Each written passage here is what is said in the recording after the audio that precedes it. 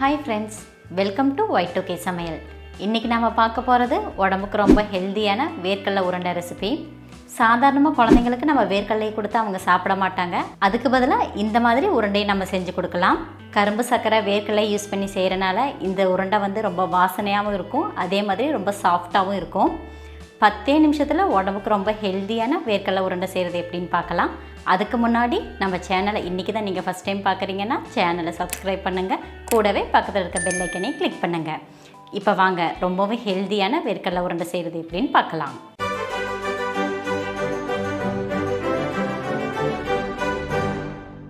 வேர்க்கடலை உருண்டை செய்கிறதுக்கு ஃபஸ்ட்டு ஒரு பேனில் 1 கப் அளவில் வேர்க்கடலை எடுத்துக்கலாம்.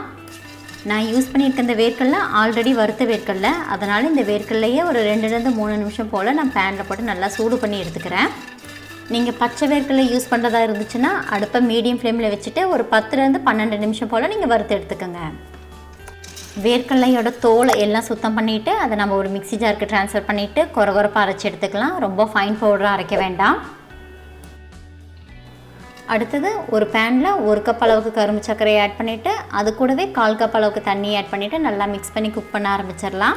கரும்பு சர்க்கரைக்கு பதிலாக நீங்கள் வெல்லம் யூஸ் பண்ணுறதா இருந்துச்சுன்னா 3/4 கப் அளவுக்கு வெல்லம் யூஸ் பண்ணிக்கோங்க. கரும்பு சர்க்கரையை ஆட் பண்ணிவிட்டு நம்ம குக் பண்ணும்போது அடுப்பை ஹை ஃப்ளேம்லேயே வச்சு குக் பண்ணிக்கோங்க. நம்ம ஆட் பண்ணியிருக்க கரும்பு சர்க்கரை தண்ணியோடு சேர்ந்து நல்லா டிசால்வ் ஆகி பெரிய நுரை வர வரைக்கும் நம்ம கண்டினியூஸாக குக் பண்ணிகிட்டே இருக்கணும். 3-4 நிமிஷம் போல் நம்ம கண்டினியூஸாக குக் பண்ணிட்டு இருந்தோன்னா பெரிய நுரை வர ஆரம்பிக்கும். இந்த ஸ்டேஜில் நம்ம பாகுபதம் செக் பண்ணிக்கலாம். ரொம்ப திக்கான கன்சிஸ்டன்சியில் பாகுபதம் வேண்டியதில்லை, ஒரு கம்பி பதம் அளவுக்கு இருந்தாலே போதும். கரெக்டான கன்சிஸ்டன்சியில் நம்மளுக்கு தேவையான சுகர் சிரப் ரெடி ஆகிடுச்சு. அடுத்தது இதில் நம்ம ஆல்ரெடி பவுட்ரு பண்ணி வச்சுருக்க வேர்க்கடலை ஆட் பண்ணிவிட்டு குக் பண்ண ஆரம்பிச்சுக்கலாம். வேர்க்கடலை ஆட் பண்ணதுக்கு அப்புறம் அடுப்பை வந்து மீடியம் ஃப்ளேமில் வச்சு குக் பண்ண ஆரம்பிச்சுக்கோங்க. வேர்க்கடலையை நம்ம ஃபைன் பவுடராக அரைச்சோன்னா வேர்க்கடலையிலேருந்து அதிகமாக எண்ணெய் விட ஆரம்பிச்சிடும். அதனால் கொரகொரப்பாகவே அரைச்சி எடுத்துக்கோங்க. வேர்க்கடலையை கொரகொரப்பாக அரைச்சிட்டு இந்த உருண்டையை நம்ம செய்யும்போது வேர்க்கடலை உருண்டையை மென்று சாப்பிடும்போது அது ரொம்ப டேஸ்டியாக இருக்கும். சுகர் சிரப்போடு சேர்த்து வேர்க்கடலை பவுடரையும் நல்லா மிக்ஸ் பண்ணி ஒரு 2 நிமிஷம் போல் குக் பண்ணிக்கலாம். அது இந்த மாதிரி லைட்டாக கெட்டியான கன்சிஸ்டன்சிக்கு வந்ததுக்கப்புறம் அது கூட 1/2 டேபிள் ஸ்பூன் அளவுக்கு ஏலக்காய் பொடி, 1 டேபிள் ஸ்பூன் அளவுக்கு நெய், 1 டேபிள் ஸ்பூன் அளவுக்கு பொடியாக கட் பண்ண பாதாம், இது 3ஐயும் ஆட் பண்ணிவிட்டு நல்லா மிக்ஸ் பண்ணி குக் பண்ண ஆரம்பிச்சுக்கலாம். ஏலக்காய் பொடியை வந்து நான் ஃப்ளேவருக்காக யூஸ் பண்ணியிருக்கிறேன். அதே மாதிரி எக்ஸ்ட்ரா டேஸ்ட்டுக்காக தான் பாதாம் யூஸ் பண்ணியிருக்கிறேன். உங்கள்கிட்ட பாதாம் இல்லைன்னா நீங்கள் அதுக்கு பதிலாக பொட்டுக்கடலை கூட யூஸ் பண்ணிக்கலாம். நம்ம குக் பண்ணிகிட்டு இருக்க இந்த மிக்சர் வந்து பேனில் கொஞ்சம் கூட ஒட்டாமல் நல்லா திரண்டு திக்கான கன்சிஸ்டன்சிக்கு வரணும். அதுக்கு உங்களுக்கு எந்த அளவுக்கு நெய் தேவைப்படுதோ அந்த அளவுக்கு ஆட் பண்ணிக்கிங்க. நான் வந்து மொத்தமாக 1/2 டேபிள் ஸ்பூன் அளவுக்கு நெய் இதில் ஆட் பண்ணியிருக்கிறேன். உருண்டை செய்கிறதுக்கு பர்ஃபெக்டான கன்சிஸ்டன்சி இது தான். இந்த ஸ்டேஜில் நம்ம ஸ்டவ் ஆஃப் பண்ணிவிட்டு இறக்கிட்டு ரூம் டெம்பரேச்சரில் ஒரு 10 நிமிஷம் போல் ஆற வச்சிடலாம்.